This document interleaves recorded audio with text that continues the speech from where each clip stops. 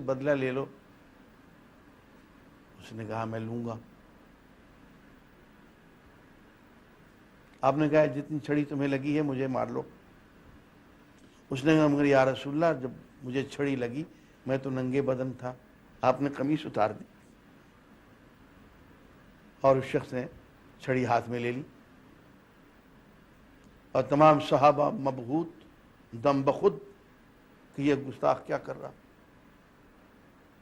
اور اس نے چھڑی کو تو پھینک دیا اور حضور اکرم صلی اللہ علیہ وسلم کے جسم اطہر کو اور اس جگہ پہ جہاں پشت پہ آپ کی مہر نبوت اس جگہ کو اس نے چوم لیا۔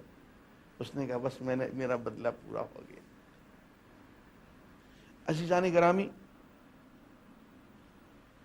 انصاف صرف کہنے کی چیز نہیں ہے،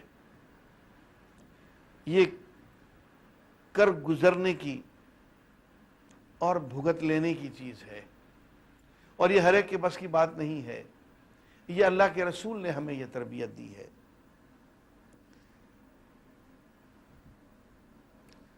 طارق محاربی ایک شخص بنو ثعلبہ کے قبیلے کا تھا، گرفتار ہو گیا۔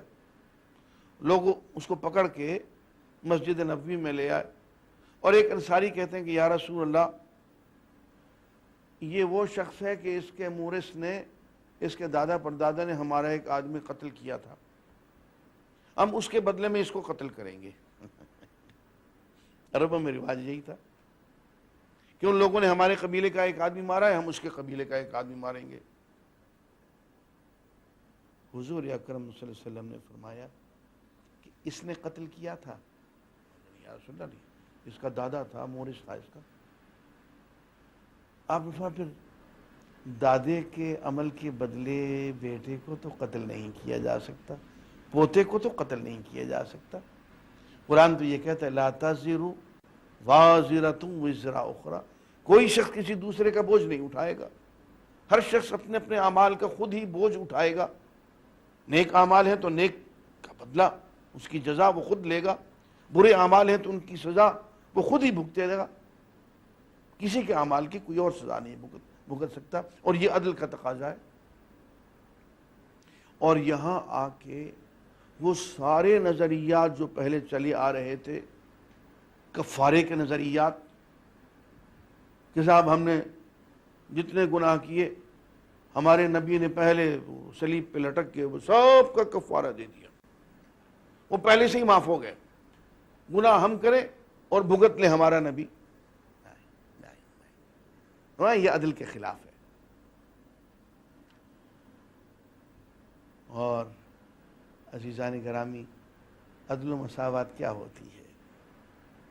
میں نے عرض کیا کہ کہنا آسان ہے، کرنا مشکل ہے۔ غزوہ بدر میں جب یہ صحابہ مدینہ منورہ سے روانہ ہوئے بدر کی طرف تو سواریاں نہیں تھیں۔ اب ایک سیٹ جو ہے اس کے لیے 3 آدمی، چنانچہ ایک آدمی سوار ہے اور 2 آدمی پیدل چل رہے، اتنی کم سواری ہے۔ اور جب حضور اکرم صلی اللہ علیہ وسلم کی باری آئی پیدل چلنے کی تو تمام صحابہ کہتے ہیں یا رسول اللہ میں آپ کی جگہ پہ پیدل چل لیتا ہوں، فلاں کہتے ہیں یا رسول اللہ میں آپ کی جگہ پہ پیدل چل لیتا ہوں۔ اور آپ فرماتے ہیں کہ دیکھو نہ تو میں جسمانی طاقت میں تم میں سے کسی سے کم ہوں، اور نہ ایسا ہے کہ جنت کی مجھے ضرورت نہ ہو اور تمہیں مجھ سے زیادہ ضرورت ہو، ایسا بھی نہیں ہے، تو پھر کس وجہ سے میری باری میں تم پیدل چلو گے؟ 150 کلومیٹر کا فاصلہ ہے مدینہ منورہ سے میدان بدر تک، اور جہاں جہاں جب جب حضور اکرم صلی اللہ علیہ وسلم کی باری آئی پیدل چلنے کی، آپ سواری سے اترے اور اپنی باری پہ پیدل چلتے رہے۔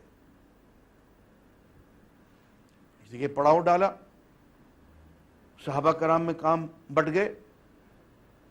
حضور اکرم صلی اللہ علیہ وسلم کے حصے میں کام یہ آیا کہ آپ لکڑیاں کاٹ کے جنگل سے یا چن کے لائیں۔ صحابہ نے کہا یا رسول اللہ یہ کام ہم کر لیتے ہیں، فلاں نے کہا جو میرے حصے کا کام ہے میں خود کر کے رہوں گا، کوئی اور نہیں کر پائے گا۔ مسجد نبوی کی تعمیر ہوئی، صحابہ کرام نے مزدوروں کا سا کام کیا، حضور اکرم صلی اللہ علیہ وآلہ وسلم مزدوروں کی طرح کام کیا۔